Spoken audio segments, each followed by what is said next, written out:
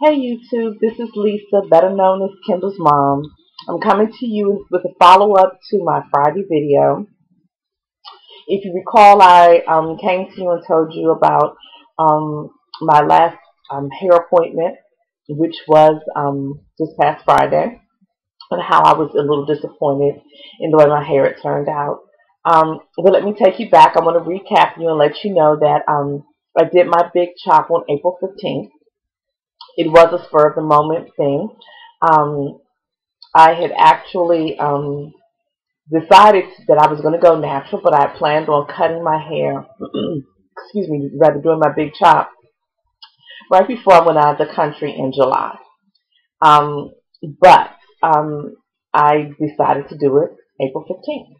Um, I went in and we had missed, my sister and I had missed our regularly scheduled hairdresser appointment, which was, I guess, the April 4th, because our hairdresser was sick. So that would have been my normal touch-up date. So I guess I would say I had 8 weeks new growth, and so I just said, hey, cut my hair off. Um, One thing you should know about me is that I come from a family that is premature gray.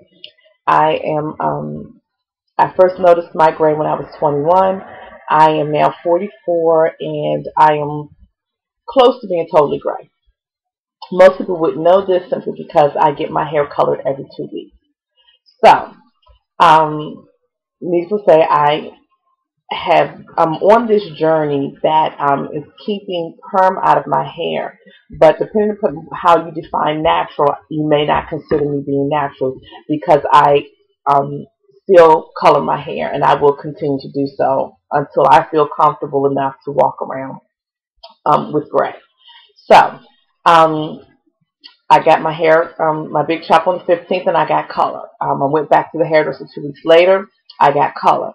Um, when I first got my big chop, I had my hair was thinning. It was specifically on, I guess, my right side, and I had this patch, and I've had it for a while, and I just was ignoring it right here at the front of my head.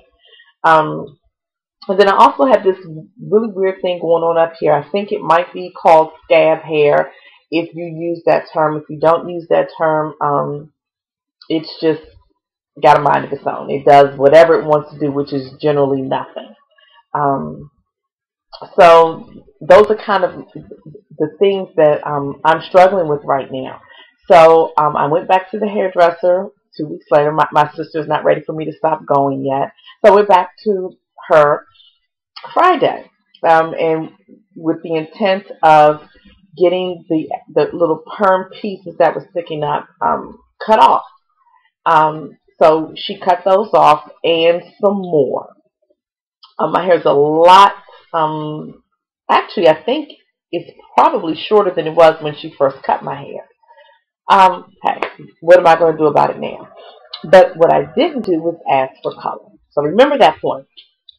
So I came home Friday. I got in front of you guys. I told you that, hey, I got my hair cut, and, and it was feeling sticky and gluey, and I couldn't quite understand what was going on, and that I was going to wash it.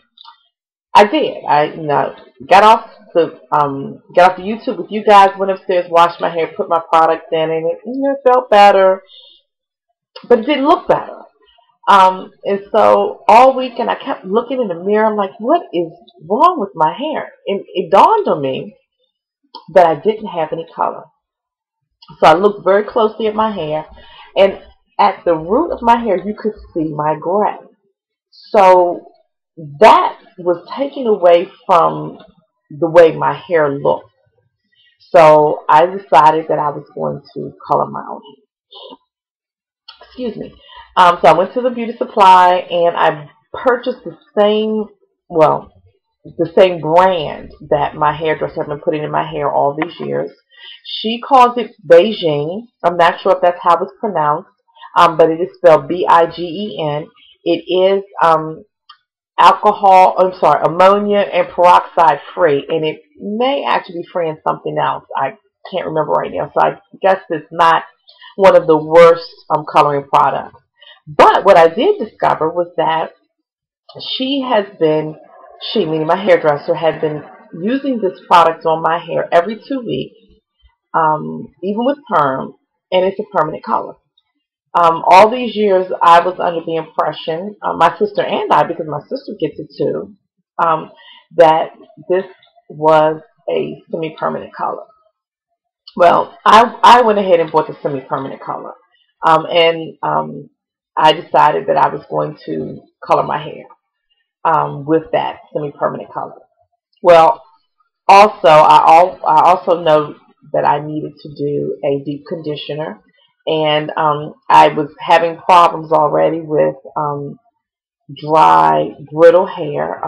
My hair could have cut, you guys, if you tried to put your hands in it.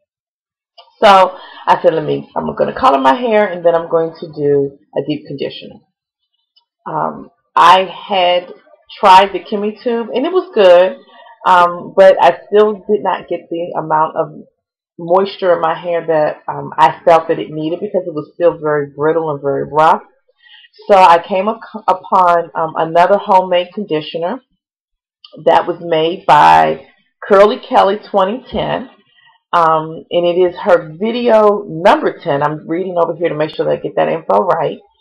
Um, and so I decided to use that. So I colored my hair and, rinsing the color out. I'm like, oh man, my hair feels terrible. It feels, brittle.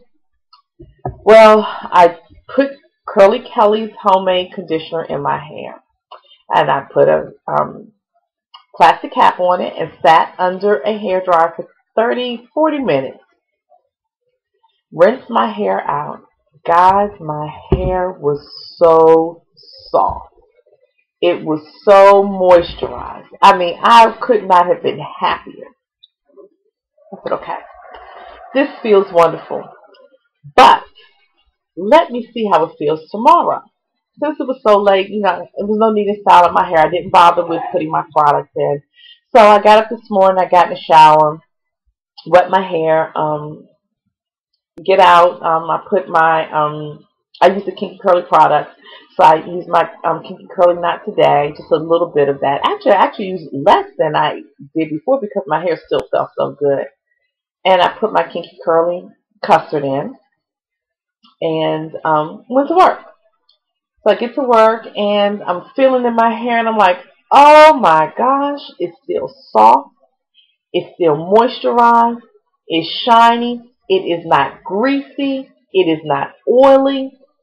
Guys, Curly Kelly's homemade deep conditioner is the bomb. I will be using it on a weekly basis. Check her out. YouTube, her name is Curly Kelly 2010. You can also reach her at Natural Girls Rock. I'm happy. But I just wanted to let you know that follow up. I guess what made my hair not look good was the fact that you could just barely see the gray coming out. So I'm going to continue with my hair coloring. And as long as I'm doing my hair coloring, and even if I didn't do my hair coloring, I still think that my hair needs to have the deep conditioning. So thanks to Curly Kelly 2010, I have a new homemade deep conditioner. And I hope that my hair continues to grow and that it grows healthy and strong, and that I can think of some wonderful hairstyles to do with it. And I'm on my new natural journey. Thanks, guys. I'll talk to you later.